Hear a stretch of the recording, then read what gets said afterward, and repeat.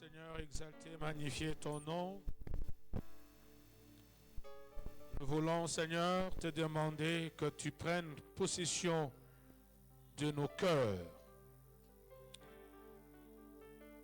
afin qu'ils soient disposés comme un bon dépôt à recevoir ta sémence, ô éternel Dieu, cette sémence qui va permettre à ce que nos vies produisent des fruits dignes de ton royaume. Bénis ta parole au nom de Jésus-Christ, ton Fils, notre Seigneur. Nous te prions ainsi. Amen. Bien dans le Seigneur, shalom.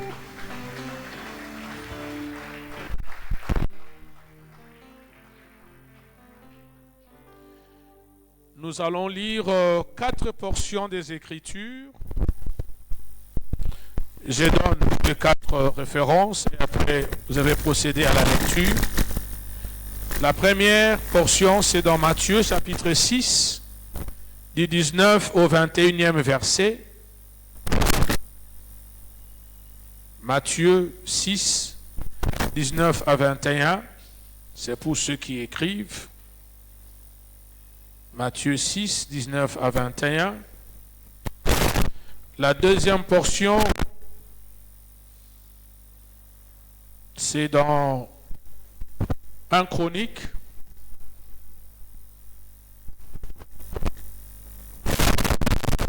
le verset 14 et le verset 16.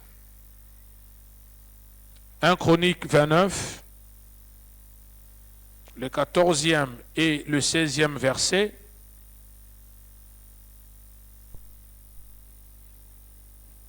Le troisième texte, c'est dans 2 Samuel 24, 21 à 24.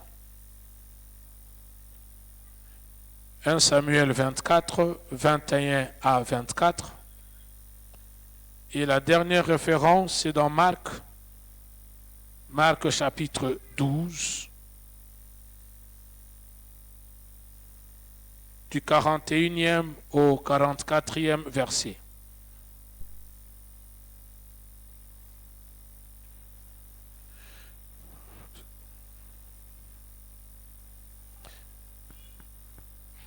La Bible dit, ne vous amassez pas des trésors sur la terre, où le ver et la rouille détruisent, et où le voleur perce et dérobe, mais amassez des trésors dans le ciel, où ni le ver ni la rouille ne détruisent, et où le voleur ne perce et ne dérobe.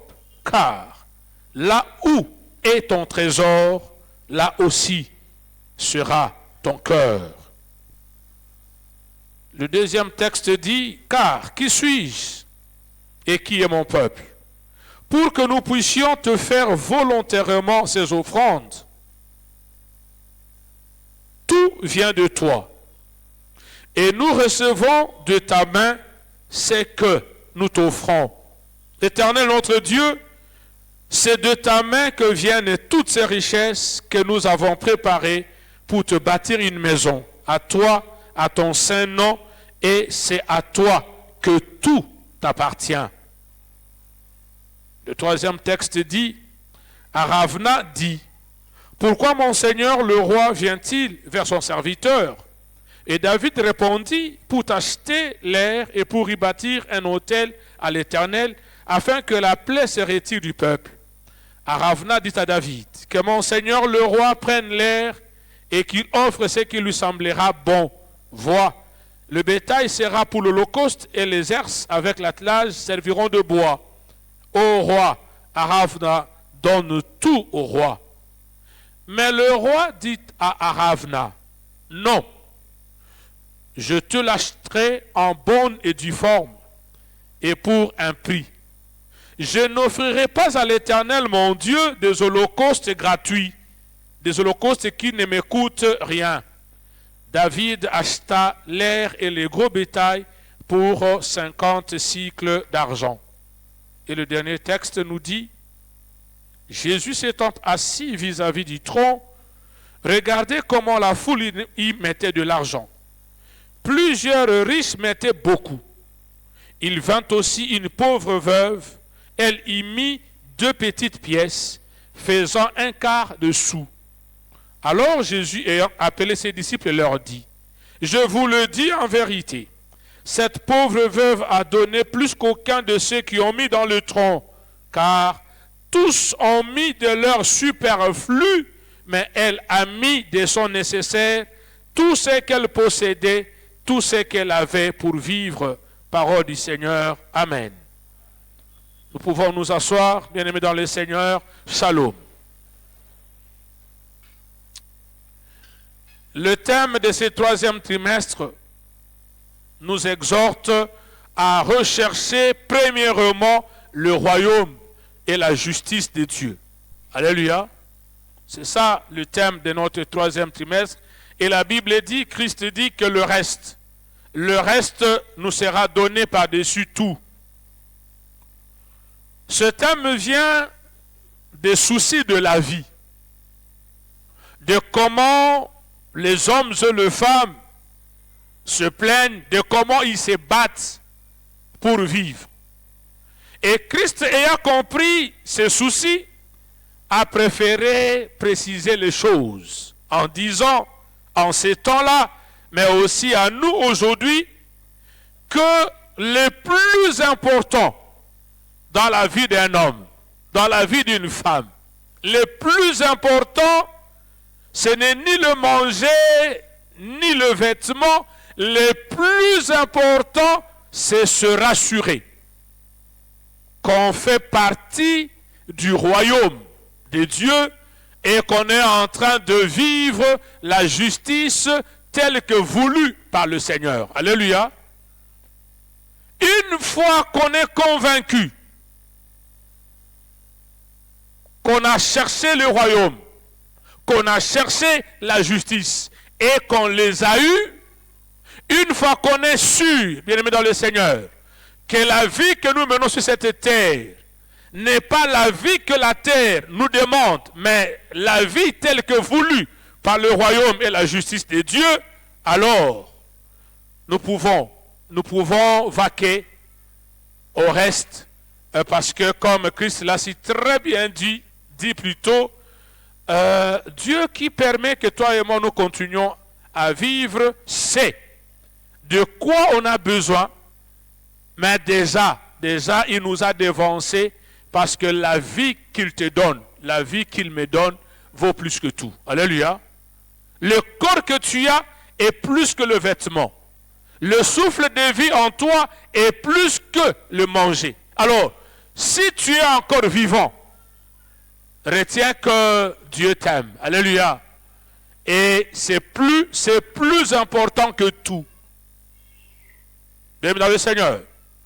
Vouloir faire partie du royaume de Dieu ne peut venir que de quelqu'un qui appartient déjà à un autre royaume, qui est déjà citoyen d'un autre royaume.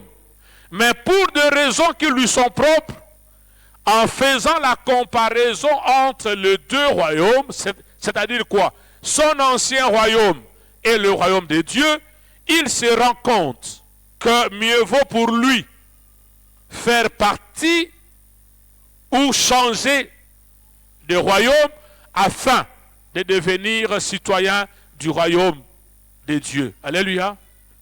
C'est ce qui fait que, bien aimés dans le Seigneur, vous allez remarquer que la plupart de nos frères et sœurs qui vivent en Occident, qui ont décidé non seulement d'y vivre, mais même de changer de nationalité, ce sont des hommes et des femmes qui ont fait une comparaison entre la vie que toi et moi menons ici dans ce pays et la vie qui est menée de l'autre côté. Et en comparant les deux vies, ils décident de laisser tomber leur première nationalité congolaise pour acquérir une autre nationalité. Simplement, bien-aimés dans le Seigneur, vous conviendrez avec moi que l'acquisition d'une nouvelle nationalité a des avantages ou des droits, mais aussi des obligations. Alléluia. C'est ainsi que quand vous êtes dans des démarches pour aller vivre en Occident, dans l'idée de changer de nationalité, vous allez remarquer, si vous ne le savez pas encore, que votre pays d'adoption vous soumet à un test à votre insu. C'est-à-dire quoi? Les systèmes de sécurité, les systèmes sociaux sont mobilisés sans que vous ne le sachiez pour que le pays se rende compte si, en vous octroyant leur nationalité, sa nationalité plutôt, vous allez être un bénéfice pour le pays. Alléluia. Alléluia. Et lorsque vous avez déjà la nationalité et que le pays se rend compte que vous êtes très nuisible pour lui, ces pays occidentaux n'hésitent pas de retirer leur nationalité. Il y a quelques années, ceux qui ont suivi les informations, en France, il y a eu quelques attentats et un des sujets n'était pas français, de père et de mère, comme le Congolais aime bien le dire aujourd'hui. Donc, il a acquis cette nationalité. Et quand on l'a arrêté, on l'a jugé, on l'a condamné, une des sanctions qu'on lui a infligées, c'est qu'on lui a retiré la nationalité française. Pourquoi? Parce que en devenant français, il n'a pas vécu pour le bien de la France. Alléluia. Alléluia. Bien-aimés, ce matin, le Seigneur m'a mis à cœur de partager avec vous ce que Christ a dit dans notre premier texte de Matthieu. Dans ce texte, Christ est en train de t'annoncer et de m'annoncer que la preuve, une des preuves, que nous sommes à la recherche du royaume de Dieu et de sa justice, c'est que nous avons l'obligation de déposer dans la banque céleste notre trésor. Alléluia. Si toi et moi voulons savoir que réellement nous sommes à la recherche du royaume plutôt et de la justice de Dieu, Christ dit que nous avons l'obligation, bien aimés dans le Seigneur, de ne pas nous faire de réserve de nos avoirs ici-bas sur la terre. Pourquoi? Il dit que sur la terre, il y a des insectes qui peuvent détruire nos avoirs. Alléluia. J'ai déjà été appelé quelque part dans une famille parce que en ouvrant la valise là où la famille gardait l'argent en dollars, la famille s'est rendue compte que le rat est entré dans la valise et il n'a rongé que les côtés où il y avait les numéros des billets de banque. Alléluia. Et vous savez que chez nous, c'est un des rares pays, lorsque un billet de dollars a été rongé, c'est fini. Il perd sa valeur. Voilà. Les insectes. Il n'y a pas que ça. Christ ajoute, il dit que sur la terre, il y a aussi des voleurs. Des voleurs qui peuvent entrer et qui peuvent voler. Moi j'ajoute, même si vous déposez l'argent dans la banque, une banque peut aussi faire faillite. Alléluia. Je n'oublierai jamais, je venais de commencer l'université et mon tuteur a été muté ici à Kinshasa. Moi, je suis resté parce que je devais étudier. Et il m'avait fait un chèque pour toute l'année académique. j'amène le chèque à la banque le premier jour, on me demande de revenir les jours d'après. Bref, je fais une semaine aller-retour. Finalement, les derniers jours, le monsieur qui m'a reçu me dit non, le directeur général veut vous recevoir. J'ai dit moi? Il me dit oui. Pourquoi? Il dit il n'y a que lui qui sait. Et finalement, le protocole m'amène. Et quand le protocole ouvre la porte, j'entre. J'entends le directeur réfléchir à haute voix en disant il n'est qu'un enfant. Alléluia. Je regardais le DG, je lui ai dit il y a un problème. Il me dit oui. Il y a un problème très sérieux. Jeune homme, la banque est incapable de te donner l'argent parce que elle a fait faillite. Bien aimé, je passais toute une année académique sans argent.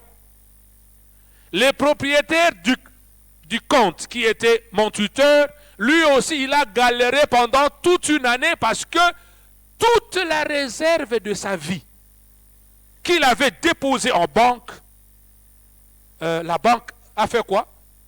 A fait faillite. Voilà pourquoi Christ dit, Christ te demande et me demande que s'il est vrai que nous sommes citoyens du ciel, nous sommes citoyens et citoyennes du royaume de Dieu, une des preuves, j'ai dit bien une des preuves, c'est que nous devons déposer dans le royaume de Dieu nos avoirs. Alléluia. Parce que là, il n'y a ni insecte pour détruire, il n'y a ni voleur pour voler, il n'y a pas faillite. Dieu ne tombe jamais en faillite. Alléluia. Et Christ ajoute une phrase qui m'a beaucoup intéressé. Christ dit, là où il y a ton trésor, là sera quoi? Ton cœur. Là où il y a ton trésor. Frères et sœurs, j'aimerais que chacun de nous, très consciencieusement, aujourd'hui, se dise où est son trésor et où se trouve son cœur. Est-ce sur cette terre où nous vivons ou réellement dans le royaume de Dieu?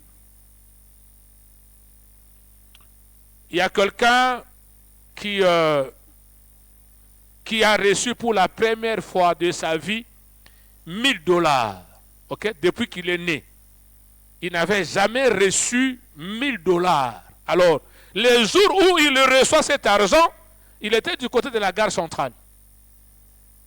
Il sort du bureau ou de la maison de celui qui lui avait remis les $1000 et arrivé au niveau de la route, tout le monde était devenu suspect. Pour lui, tout le monde était un improbable voleur. Alléluia. Aucun taxi n'était une garantie pour lui. Aucun véhicule. Bref, mes frères et sœurs, il a fait le pied de gare centrale jusqu'à Binza. Mais ce qui est intéressant, il raconte que à chaque fois, donc à quelques pas, il palpait la poche pour se rassurer que les $1000 sont bien là. Parce qu'il semblerait qu'il y a des gens, lorsque vous le croisez, ils ont le pouvoir surnaturel de faire sortir l'argent et ainsi de suite. Il a fait le pied. Pourquoi? C'était pour lui la seule façon d'être sûr qu'il va arriver à la maison avec cet argent. Alléluia.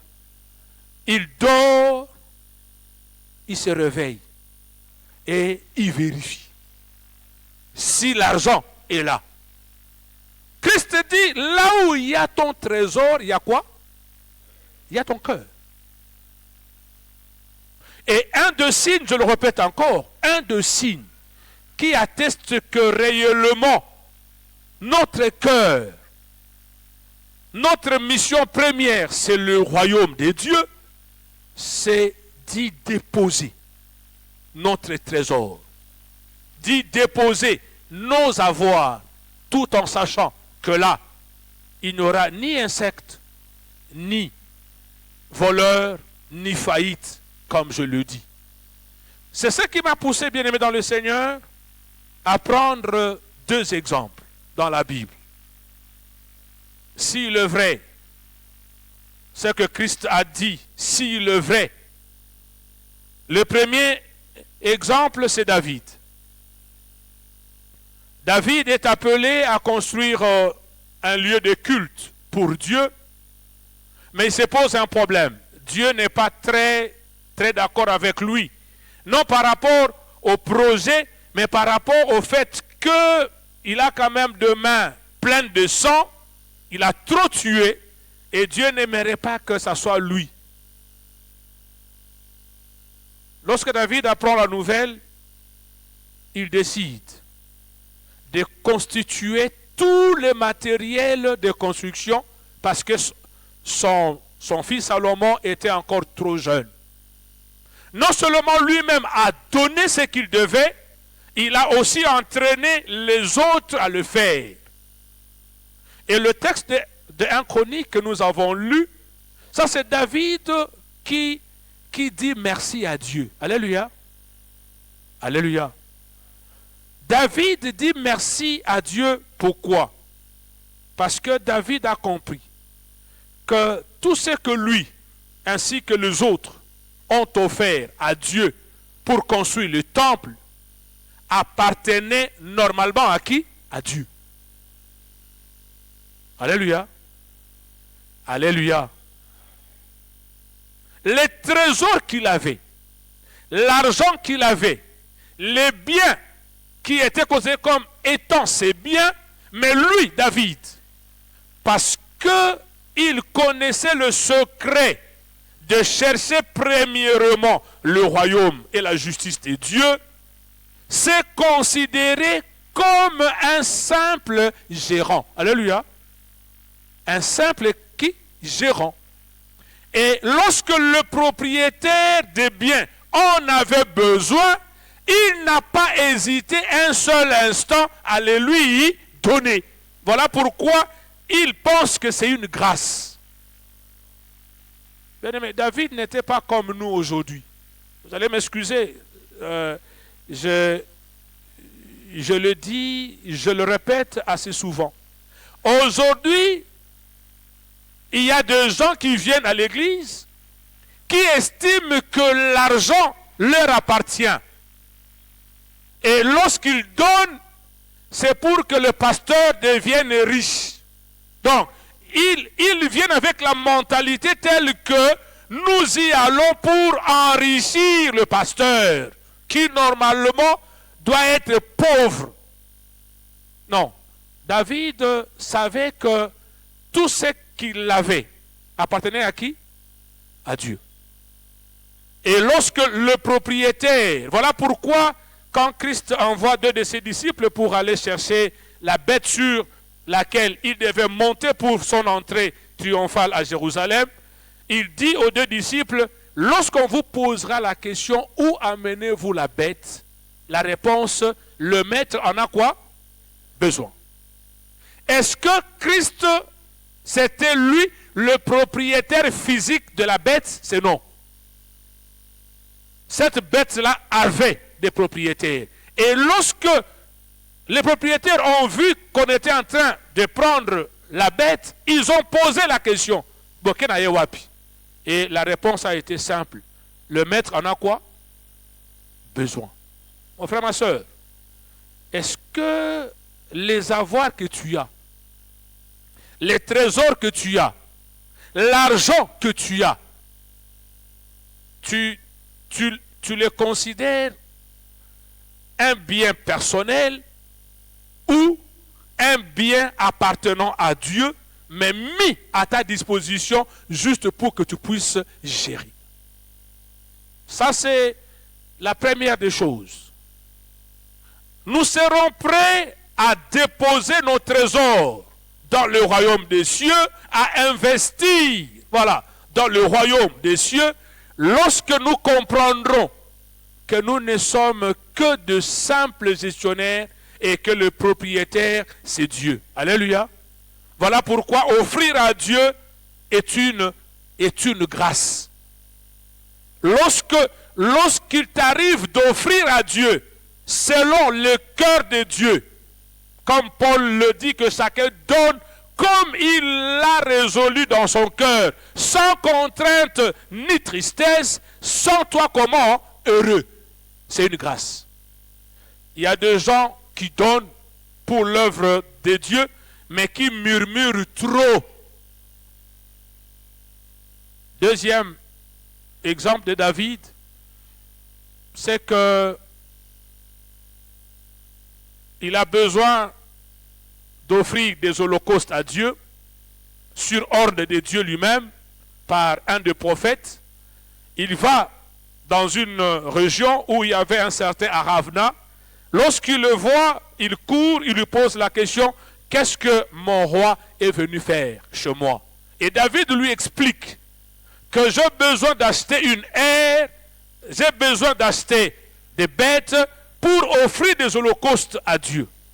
Aravna a dit, non Seigneur, si c'est par rapport à ça, moi, ton sujet, je t'offre tout, et l'air, et les animaux, et le bois. Tout ce dont tu as besoin, moi, je te le donne pour que tu puisses offrir ça à Dieu. Moi, à la place de David, je serais heureux. Alléluia. Mais David dit à Aravna, non, désolé.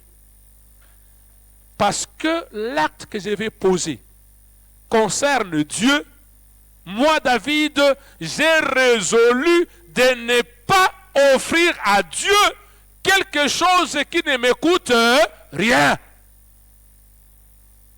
Alléluia. Alléluia. David a refusé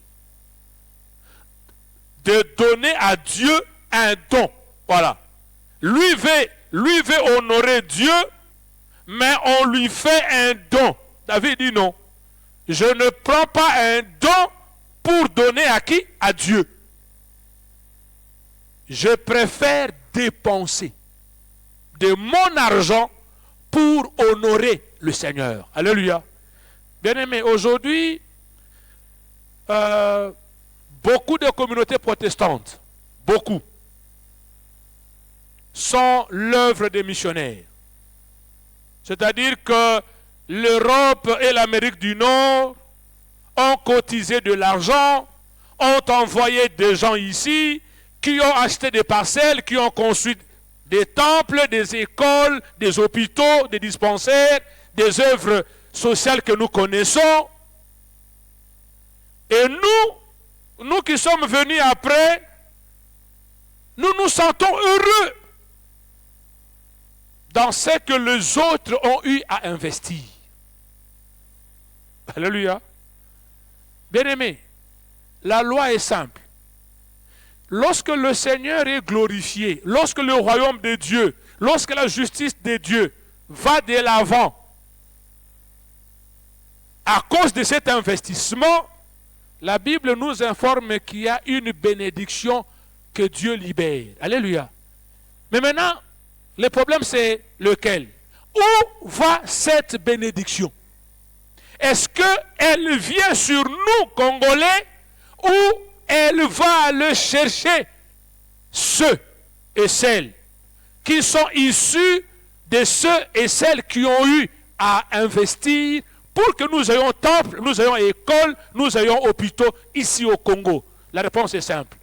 La bénédiction va là-bas. Alléluia. Alléluia. Voilà pourquoi David a dit, moi non. Je n'offrirai pas à Dieu un don. Un bien que j'ai reçu gratuitement. Je comprendrai encore, parce que moi-même j'ai été à l'Écodim. Je comprendrai encore pour un enfant qui ne travaille pas, que le parent lui remette l'argent des offrandes. Alléluia. Ça c'est normal. Parce qu'il est encore enfant. Mais lorsque c'est que je dois donner à Dieu, c'est un don qui m'a été offert, je dois comprendre que je ne bénéficie pas de toutes les faveurs liées à l'acte que j'ai posé. Et enfin, j'ai pris cette veuve parce que David était roi. On peut se dire, oui, pasteur, il avait beaucoup de moyens. Voilà pourquoi il a refusé, il a préféré acheter. Mais il y a la maman ici, la veuve, qui a donné 2 petites pièces d'argent qui ne valaient pas grand-chose à l'époque. Mais Christ déclare à ses disciples, il dit, de tous ceux qui ont offert, il n'y a pas mieux que cette veuve. Pourquoi? Parce qu'elle a donné tout ce qu'elle avait. Alléluia. Tout ce qui pouvait l'aider à vivre, elle a investi ça dans l'œuvre de Dieu. Par contre, les autres, les riches, qui avaient donné beaucoup d'argent, lorsque Dieu calcule l'argent qu'ils ont donné et ce qu'ils gagnaient, Dieu s'est rendu compte qu'ils ont donné le reliquat de leur vie, les superflus. Je ne sais pas qu'est-ce que représente le reliquat de ta vie. Mais retiens simplement ce matin que une des obligations pour faire partie du royaume de Dieu, c'est que Dieu n'aime pas que tu puisses lui donner les reliquats de ta vie. Alléluia. Alléluia. Que ce soit en qualité de vie que tu mènes, que ce soit en temps que tu dois disponibiliser pour lui, que ce soit en avoir, et j'insiste ce matin sur l'avoir, Dieu n'a pas besoin du reliquat. Alors, il serait souhaitable que chacun de nous rentre en lui-même et dise, depuis qu'il fait partie du royaume de Dieu, ce qu'il a déjà déposé dans son compte représente quoi? Mes frères et sœurs, aujourd'hui, si vous voulez voyager en Occident, une des conditions, c'est que tu dois avoir un compte bancaire assez garni. Et ce n'est plus un secret, c'est connu qu'il faut avoir au moins 5 000 $ pour que le pays pour lequel tu sollicites un visa puisse te le donner. Parce que le pays s'est dit, avec 5 000 $, quelqu'un peut vivre mieux. Qu'est-ce que ton compte au ciel a comme moyen aujourd'hui? Si ton compte est déficitaire, retiens que tu es un jouisseur dans le royaume de Dieu. Alléluia. Tu n'es pas venu dans le royaume pour que le royaume de Dieu, pour que la justice de Dieu puisse bénéficier de ta présence. Non, tu y es pour que toi, tu puisses bénéficier du royaume. Nous savons tous un certain couple d'Ananias et Saphira.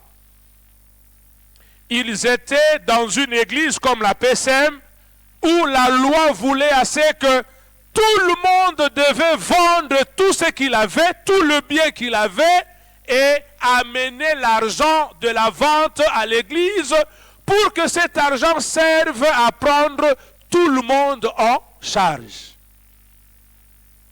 C'est sûr que eux, ils ont eu à bénéficier des apports des autres. Alléluia. Mais lorsque arrive leur tour de vendre leur parcelle, ils dégrainent une partie. Ils amènent une partie. Leur sort, nous les connaissons. La Bible dit que les deux sont morts parce qu'ils ont voulu se moquer de Dieu. Alléluia. On ne se moque pas de Dieu, mes frères et sœurs. Nous adorons le Dieu, le seul, qui connaît ce que nous donnons et ce que nous gardons. Alléluia. Deuxième exemple, c'est Judas Iscariote. La Bible dit qu'une dame arrive et brise un vase d'un parfum qui était très cher et le répand sur Christ. C'est vrai que tout le monde a boudé, lui aussi, Judas. Il a même dit que non, il aurait mieux valu que ces parfums soient vendus et l'argent déposé dans la caisse de leur entreprise pour s'occuper des pauvres. Mais j'aime bien les commentaires qui viennent après. Les commentaires disent, Judas n'était pas en peine de pauvre. Alléluia. Il voulait plutôt que l'argent entre dans la caisse de leur entreprise parce que lui était un voleur. On ne vole que là où il y a argent. Alléluia. Quand il n'y a rien, on ne vole aussi rien. Voilà, ce pays, je l'ai toujours dit, ce pays, moi je sais que ce pays a l'argent, pas par rapport aux réalisations que le pays fait, ok? Mais par rapport au montant que j'entends, de montants volés. Il n'y a pas longtemps ici, on vient encore de nous dire que non, on a encore volé. C'est hier ou avant-hier. Les jets de francophonie, ok? On a encore fait quoi? On a encore volé. Combien? Toujours des millions. Pas des francs, mais des millions en dollars. Mon frère, ma soeur, tu es dans le royaume de Dieu comme investisseur, comme bâtisseur, ou tu y es comme un jouisseur. Ça veut dire que tu ne veux rien perdre. Mais tu veux plutôt que ce que les autres amènent dans le royaume, pour que le royaume aille de l'avant, toi, tu puisses le prendre et t'en servir. Christ te dit, et Christ me dit ce matin, que soyons des hommes et des femmes, s'il est vrai que nous sommes de son royaume, qui déposons nos avoirs au ciel. Alléluia. Dans la banque de Dieu.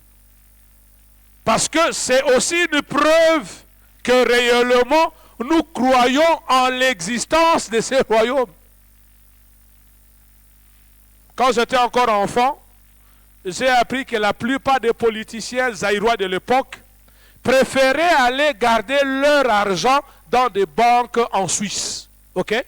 Pourquoi? Mais parce qu'à l'époque, il paraît que la Suisse était beaucoup plus sécurisante en termes d'argent gardé que le Zaïre. Malheureusement, certains sont morts, leurs familles n'ont pas pu récupérer l'argent qu'ils avaient déposé là-bas. Aujourd'hui encore, nous vivons le même scénario où il y a des gens qui sont ici, qui prennent l'argent ici et qui vont investir où? En Europe. Pourquoi? Parce que là, c'est beaucoup plus sécurisant qu'ici.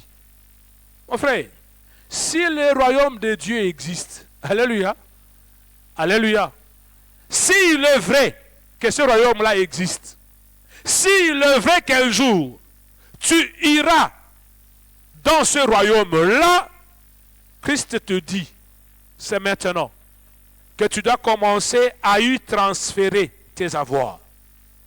C'est maintenant. J'ai été avec quelqu'un d'une secte ici, très populaire ici dans notre pays. Cette secte-là a une ville sainte, ok, qui est au Congo central ici. La ville sainte est là-bas. Et tout adepte sérieux de cette secte-là a l'obligation de se construire une maison dans la ville comment? Sainte. Et j'étais avec quelqu'un qui se battait, qui se faisait du souci parce qu'il n'a pas encore fini la construction de sa résidence dans la ville comment? Sainte. Là où il ira passer toute son éternité. Bien aimé, Tala Makambabu Zoba, mais les gens sont sérieux, ok? Donc, vraiment, dans des bêtises, les gens sont très sérieux. Mais nous, toi et moi, nous appartenons à un Dieu très sérieux qui ne nous escroque pas, mais chacun de nous sait qu'est-ce qu'il a déjà transféré dans ce royaume-là. Un jour, il y a une équipe qui a organisé une campagne d'évangélisation. L'équipe, c'est l'équipe du Full Gospel. Elle a loué les lieux, elle a payé tout. Les jours de l'activité, aucun invité n'a répondu présent. Dépenses faites, c'était autour de $10,000. Bon, alors, très déçu, l'équipe a décidé de plier bagages et de partir. Mais il y a un dans l'équipe qui a dit non. On a réservé ces lieux, ces restaurants, pour une activité évangélique. Nous devons la tenir.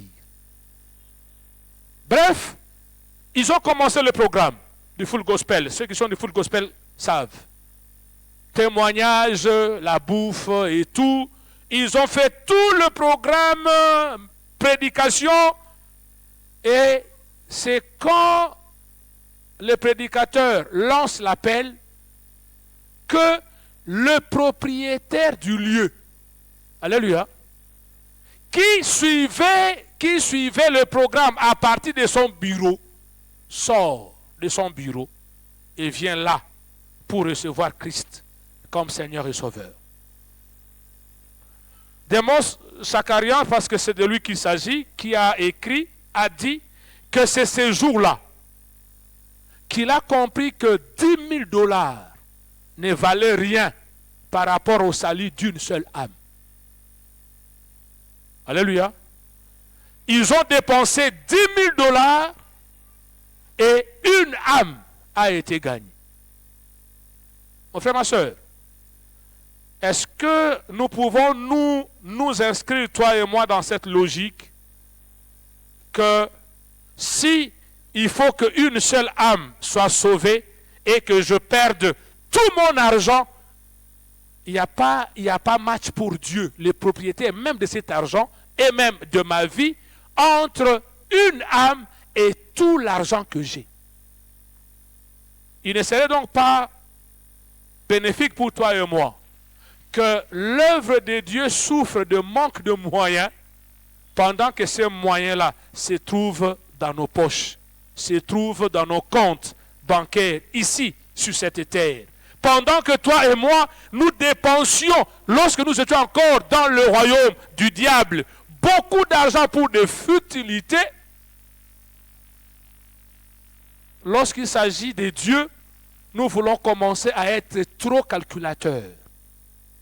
C'est une preuve, mon frère, ma soeur, que nous n'avons pas encore compris notre devoir comme citoyens du royaume de Dieu. Que Dieu t'aide et que Dieu m'aide, afin que nous soyons comme cette maman, cette veuve, qui n'a pas regardé,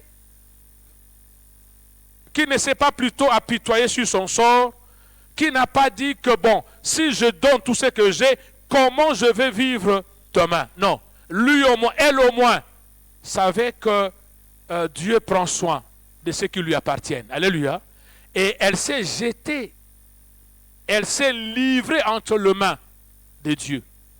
C'est vrai, la Bible ne nous dit plus quelle a été sa vie après, mais ce qui est plus important, c'est qu'elle a donné tout ce qu'elle avait. Pourquoi? Mais parce que pour lui, d'abord, le royaume de Dieu. Elle n'a pas tenu compte d'elle-même, elle a plutôt tenu compte de Dieu afin que son œuvre puisse aller de l'avant. Mes frères et sœurs, aujourd'hui, la PPUKIN, où toi et moi prions, a besoin d'argent. Elle a besoin d'argent pour qu'elle puisse fonctionner. Et elle fonctionne pour faire avancer et le royaume et la justice de Dieu. Est-ce que tu es du lot de ceux et celles qui ont déjà alimenté leur compte dans le royaume de Dieu pour que l'argent dont la PPUKIN a besoin puisse être là et que la PPUKIN accomplisse le mandat qu'elle a reçu de Dieu. Nous allons nous incliner dans la prière. J'aimerais que tu rentres au plus profond de toi-même. Mon frère, ma soeur, dans le royaume de Dieu, tu es bâtisseur, tu es investisseur ou tu veux être jouisseur. Tu veux profiter de Dieu, tu veux profiter de l'Église, mais tu ne veux pas que Dieu, que Dieu puisse utiliser le moyen, ses moyens à lui, mais qu'il a mis à ta disposition pour que tu puisses le gérer. Es-tu prêt à te priver de certains de tes droits, de certaines de tes libertés, pour que le royaume de Dieu, pour que la justice de Dieu puisse aller de l'avant? Ou tu es, comme on nous l'a dit toujours à l'époque d'Isaïe, moto au Simba drapeau. Même lorsqu'il s'agit de Dieu, toi tu ne vois pas Dieu, tu vois les pasteurs. Oh non, le pasteur, quand il était venu ici, il était maigre. Aujourd'hui, il a une bonne santé. Il fait ça quand mbongo ya mabonza na biso. Mon frère, ma soeur, ezambongo ya mabonza ya yote, ezambongo ya nzambe. Si tu comprends que l'argent que tu as te vient de Dieu, tu ne sortiras pas de pareils propos insensés. Au contraire, tu vas t'inscrire dans le lot de ceux qui demandent encore plus de moyens à Dieu pour continuer à soutenir son œuvre. Si tu as déjà alimenté ton compte, bénis le Seigneur. Et dis-lui, Seigneur, j'ai encore besoin d'autres moyens pour encore alimenter mon compte céleste. Si tu ne l'as pas fait, prends la décision aujourd'hui. Humilie-toi d'abord devant Dieu. Regrette ton comportement de chiche et engage-toi ce matin à commencer à alimenter ton compte céleste pour que l'œuvre de Dieu puisse avoir des moyens qui permettront à ce que le mandat que Christ a laissé à son Église puisse s'accomplir. Pendant que ceux et celles qui ont préparé leur dîme avancent, toi tu continues à prier. Demande à Dieu qu'il élargisse l'espace de tes avoirs pour que, ayant de quoi subvenir à tes besoins, tu aies aussi de quoi soutenir son œuvre. Pour que tu aies de quoi transférer dans ton compte céleste pour qu'il soit vraiment garni. De manière à ce que le jour où tu seras, tu puisses jouir. Parce que Dieu ne va pas te rouler. Dieu va te faire bénéficier de ce que tu as eu à déposer dans ton compte, parce que c'est à cause de l'honneur que tu dois à Dieu que tu l'as fait. Celui qui a préparé sa dîme avance. Pendant que nous prions, toi qui as préparé ton offrande, tiens-la par la main, nous voulons prier.